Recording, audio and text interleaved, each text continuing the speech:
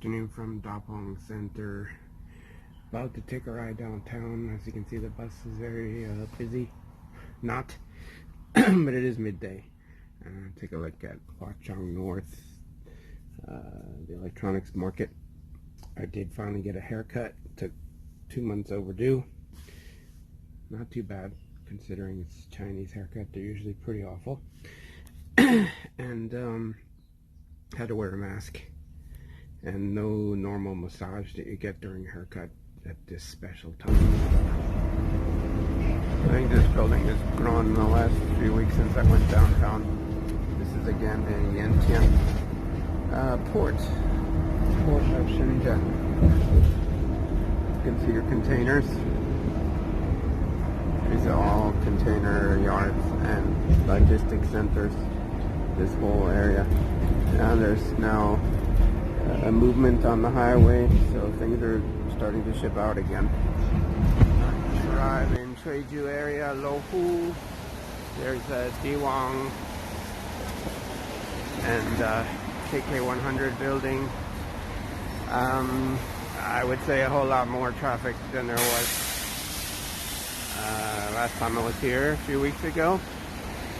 A rainy day, so still not very crowded, but I would still give it about a 10% normal amount of people and traffic on the street in Lohu, one of the busiest and oldest districts in Shenzhen. I don't see a tremendous difference 3 weeks later. This is Wednesday. There's nobody out. The metro is still empty. And this particular station is usually really busy because it's one of the largest hospitals. Is on the other end, one of the exits. There's nobody here. Keith, I want you to see there's still nobody here. There we go. There is Laojie Station. If anybody watched my previous videos, there was basically nobody here. Again, I would say today's crowd is about 0.005% of normal. There's still almost nobody here. Here we are on line 1, about to go toward Huaqianbei Road.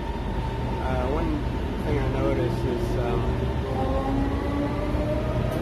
people are using more surgical masks and less of the N95 type masks.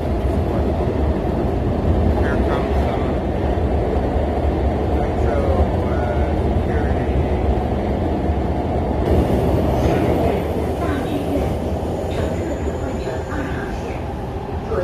Huaqianbei Road, again one of the busiest, if not maybe second busiest metro station and area in Shenzhen.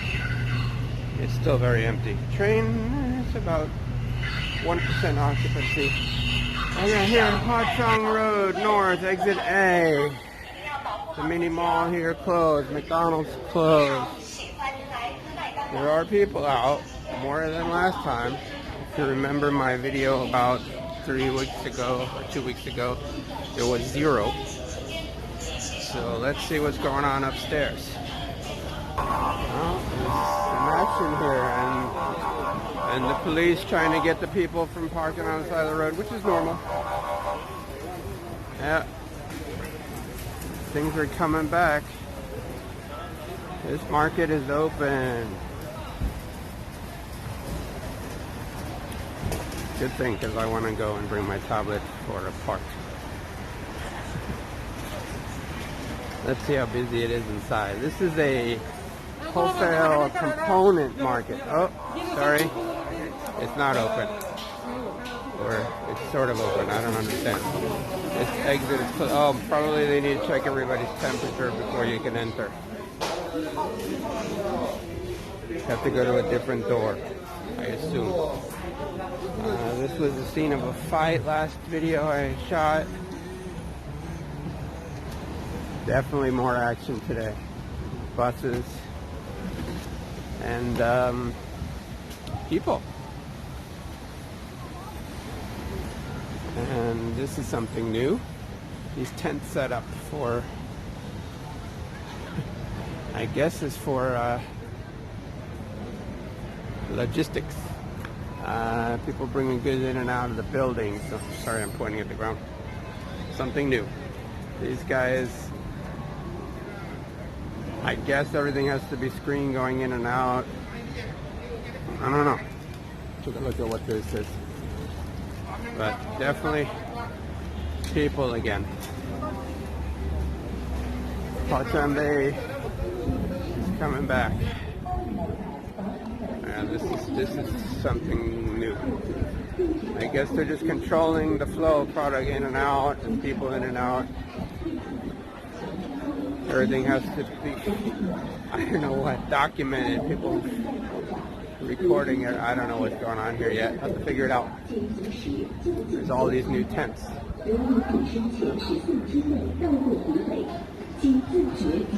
Maybe I won't be getting my tablet fixed today. Yeah, what?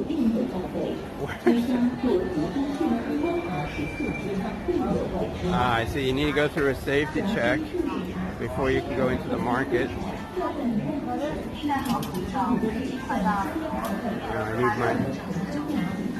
think I need my pass. Do I need a pass? Can I make it? Okay. So only the people that work here, huh? Okay. Your video. So only the people that work in the markets are allowed in right now. I can't get in.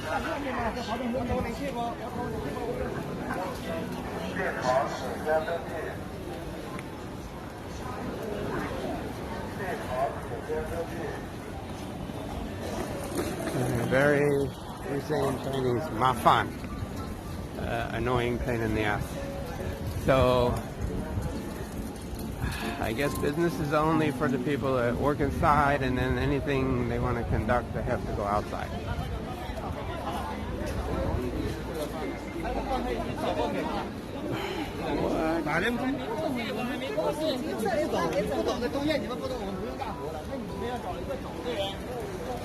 Yeah, you do business in these tents.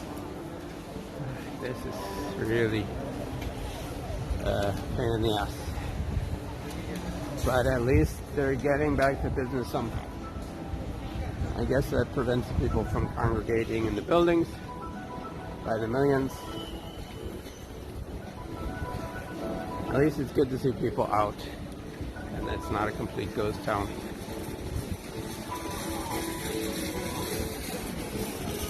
Here, Taiga has their own tent. Wow, crazy. So you have like outdoor stalls now. People can't go into the market, so they come outside.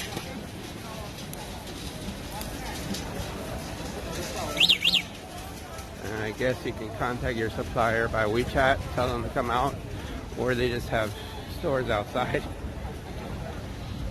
Turn the whole thing into an outside mall. Can they go in this market? No. Take a look.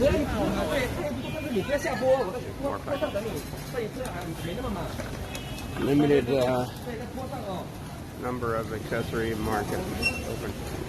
See BMW 5 Series here with E-Drive. This car again would be at least double what it would be in the US, the 530 LE. But in this area, Huaqianbei, all these little stalls, most of the owners drive at least one or two of those, a Porsche Cayenne, a Bentley. These little stalls like this are driving Bentleys. They do an amazing amount of business every day. There's this packages. Black Arc building, I see lights on, so it looks like it's getting going. This building has been coming for a long time, about 2-3 years. And it was done for a while, but hasn't opened officially as far as I know. Only a couple of restaurants in the lobby, including one automated seafood place where they have like hundreds of seafood varieties live, and you point to the fish you want or your shrimp, and they put it in a bucket and put on a hook, and it goes flying on a conveyor belt up overhead to the kitchen. Here's all your electric toothbrush knockoffs. Saiga entrance is a mess. Oh, this used to be a Mexican restaurant, and before that it was a coffee shop. And now it's coffee slash mobile phone accessories. It's a big transformation in the last month. Still almost everything's closed here.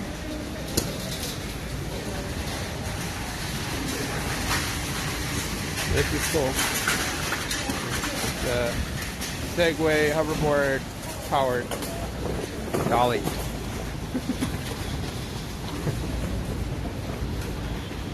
Accessory guys are coming back. Everybody's got hand cleaner and alcohol spray.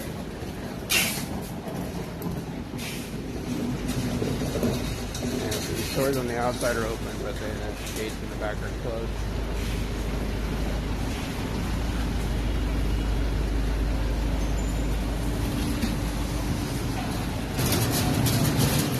We have thousands of these guys around. These are packaging suppliers in every little alley, and this is how you get all your stuff from China on Amazon, eBay, all coming from these little boxes, and they're really, really cheap here in comparison to what it costs in U.S. Like from somebody like Uline. Typical box costs, small box like for a mobile phone, will cost about 10 cents. And that's high because paper is expensive in China. But compared to US, I'm sure a box like that is about $4, even in quantity. Security market still closed. You can only have somebody run stuff outside for you. Every entrance is controlled.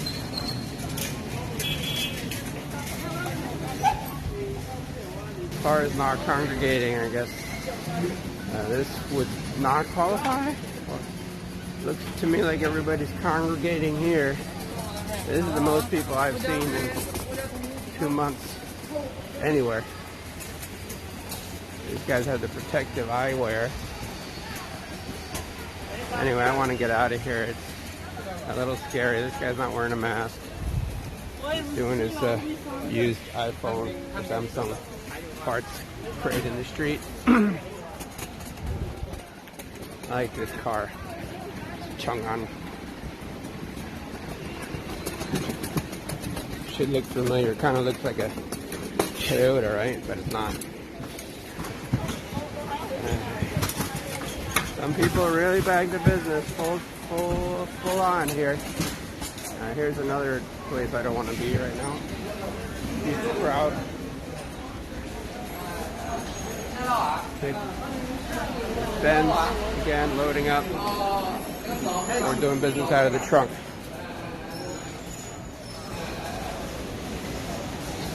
Going back to the main street here, Huaqianbei North Road. As you can see, very different from the last video I shot here. And this is still, I would say, about 3% of normal in the street. Inside is less than 0.5% of normal. Everything's closed.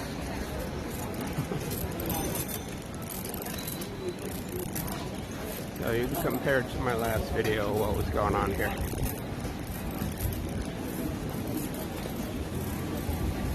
I'm gonna head down to the subway and go to Coco Park, which is a shopping entertainment area.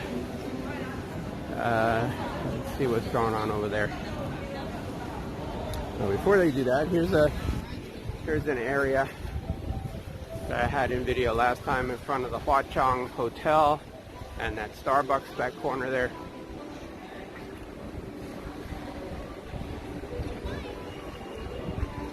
Much more lively now.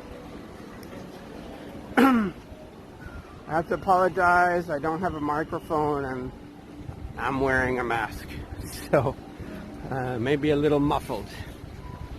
I will tell you one thing, the entire holiday or holiday plus epidemic issue, the entire time the Huawei stores never closed. Oppo stores never closed. Apple, they were closed. You know, other brands were closed, but Huawei never closed. Xiaomi never closed. The Chinese brands stayed open to support the economy, I guess. Beautiful new plantings they put up since since all this has been going on. I was looking at this sign over here, giving instructions of what's going on here. You have to send a text message to these codes and then provide the last 4 digits of your ID number, which I would assume is only for Chinese ID. I'm sure it's not going to connect to mine. And then it can confirm where you've been, that you haven't come from Wuhan or Hubei. And then you got to go through a temperature test to be able to get a certificate to go back to work.